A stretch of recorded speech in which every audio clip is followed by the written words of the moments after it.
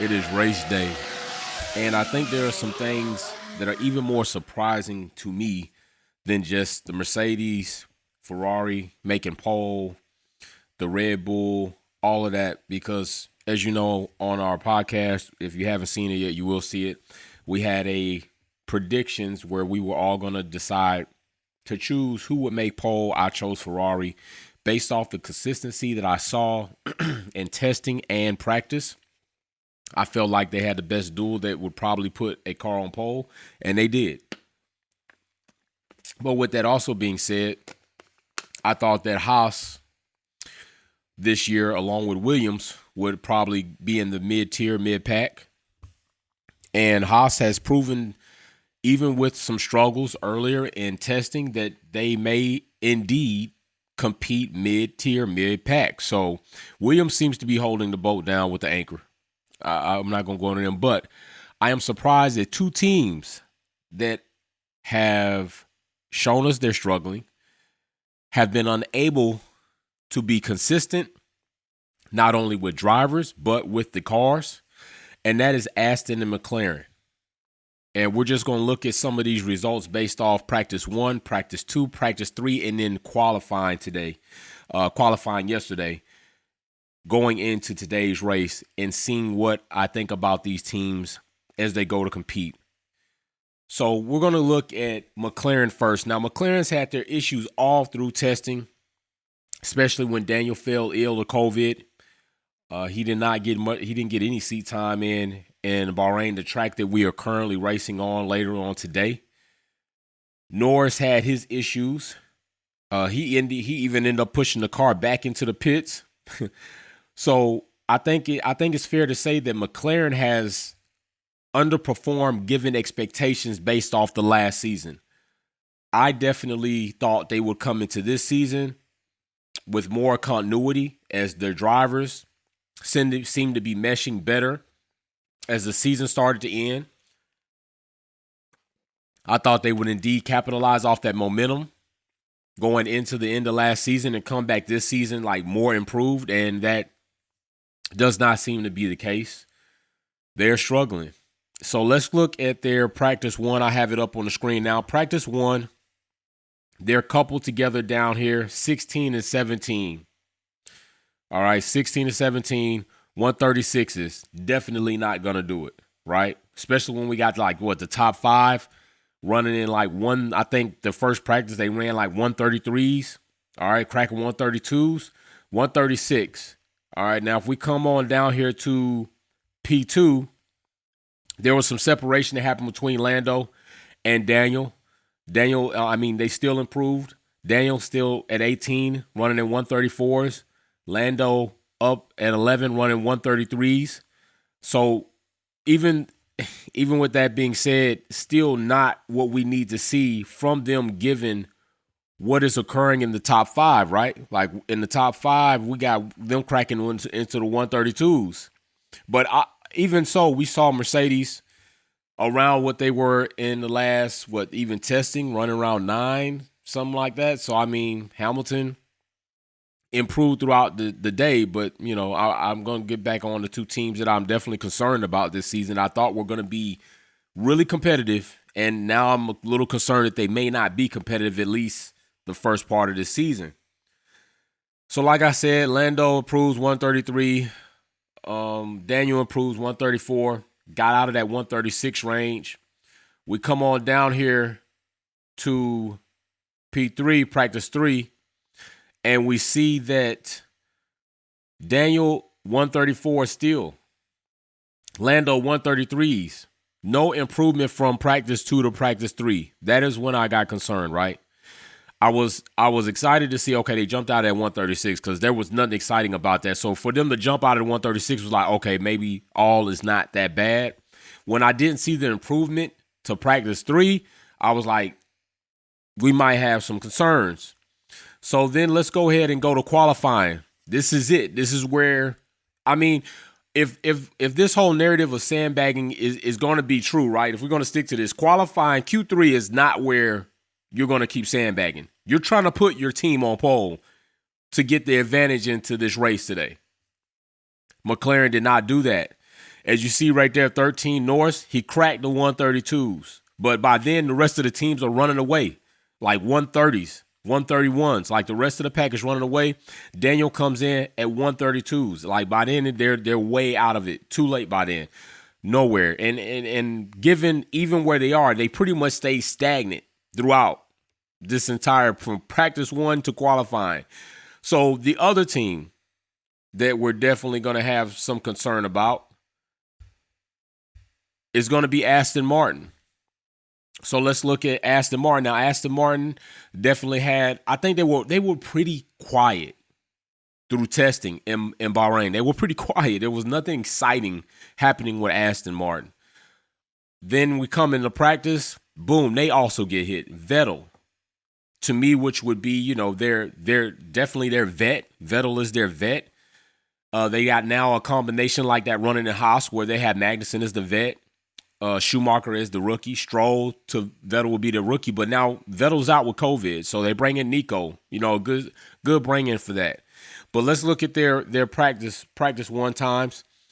As you see right here, Aston Martin 14, and the other Aston, I believe, actually was a bit higher than that. But you can see right here, Nico's running 135s. All right, Stroll, I don't have his time. Matter of fact, I'll tell you what, let's check his time out for practice one and see. Stroll actually, what is Stroll crack? Where's Stroll? I lost him. Where's Stroll? Stroll actually, did he? Oh, yeah, he did. Right there at 6. Stroll's at 6 at 134s. Given what was happening in practice one, I was like, okay, well, Stroll's there. Nico just came into the seat, so I can't hold him on that. Stroll cracked that 134 sitting at 6, so I was like, okay, Aston might have some hope. And then we get out of practice one and go into practice two. These teams are heating up. They're starting to dial it in. They're starting to make the changes. They're trying to fine tune to get at least into this race and be very competitive. And then as we see, Aston went into pretty much the same concept that we had with McLaren in the P1 and P2. They couple 16 and 17, 134, 133. Well, at this time, that 133 time is not going to make it. Like, these teams are starting to crack 132s. 132s. That's not going to cut it, and they're coupled. So as we get out of practice 2 and we get into practice 3, this is where you're at least expecting to see some improvements as far as times to get these cars dialed in to go into qualifying and really try to nail it. Well, Aston Martin not moving too far from each other, 133, 133. Now, what I will say is seeing Nico make that improvement within this amount of time is a good thing to me. Now, I don't know how far that's going to go today on race day, but it at least is comforting to know Nico comes in. He's got experience. He's well seasoned. Let's not even play with that man's name. He's well seasoned, and I think that showed that to me, that he made that improvement within that from P1 to P3. But let's go ahead into qualifying, because this is what really matters going into tomorrow. Going into the race today, this is what really matters. So we see that they're at the bottom. But times improve. Stroll. Now, this is what was really interesting to me. Nico switches with Stroll. Now Nico is leading Stroll. All right, 132 Nico cracks into. Stroll, really not too much improvement to me. He's still stuck in the 133s. As you see the other team sub 131s, 130. Like, they are getting really left behind. I mean, is Aston Martin and McLaren going to be the new stronger Haas and Williams? Is that what's going to happen? Because as you see here, right, Haas climbs into the 7th. Magnussen showing his expertise, showing his season, showing his veteranship, climbs into 7. Now, I'm not saying that's great, but think about it. Given in perspective of Haas, that's damn good. Okay. Now, although you got Schumacher down there at 12, but still look at their times cranking up, right? Now, also you got to take into account, Magnussen just came in not too long ago. So I really was, to me, that was really impressive. And Williams, what do we got going there, right? Albon, 14, 132. Okay, Latifi is where he is. He's in the same position he was last season before, like nothing. It was interesting to see Albon at least jump up there. I'm hoping that he actually improves, but outside of them, I'm just really concerned that Aston Martin and McLaren are not going to be competitive this season. That is like really disappointing, especially for McLaren, given the fact that I felt like they came out of last season and they were coming in this season. I thought they would. I really saw them as the fourth dog in the fight. Not so much Aston Martin. I really thought that it would be Mercedes, Red Bull, Ferrari, and Aston, or McLaren, and then Aston. And I kind of had them coupled together. They might interchange or change, but I had McLaren really leading Aston Martin, given what they had accomplished last season. It seemed like they really started getting things going. I really got a lot of. I think Lando has a lot of potential. You know, he made a critical error last season and never really bounced back from it. But as far as like his competitive nature, his driving, I think he's really got some potential. But right now, they just really don't have it together. So we'll see what happens today. We're really heavily going to be watching the top three. Let's not even play about that. Ferrari, Mercedes, and Red Bull. We're really going to be watching those top three to see what happens in that whole fight. Because even on this chart, you see them Ferrari boys, they 1-3, and they stay. And that's why I really felt they was going to make pole, because even in like testing and practice, they stayed close together and they jumped up to the top of the charts at any given time. To me, I also love the Ferrari side pod design. It's very sexy to me aesthetically. Mercedes side pod design, I love it as far as its innovation, but they got to get a handle on things. Other than that, Red Bull, right there, running mates together. You know, you got them in 2 and 4. So they definitely got, you know, you can't count them out, period. And then you got Mercedes, which is really seeming to not have a handle on everything right now. They still got porpoising issues, braking issues.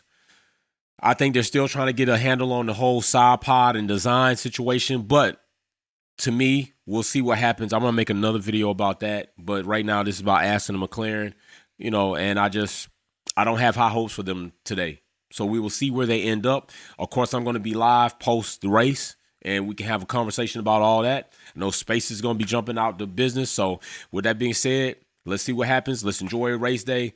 Peace. Just build it. Thanks for tuning in and watching another video here at Wolfpack Performance. Check out some of my other content on Formula One issues, our topics, and our DIY products on how to customize your vehicle. Don't forget to comment, like, share, and subscribe. See you soon.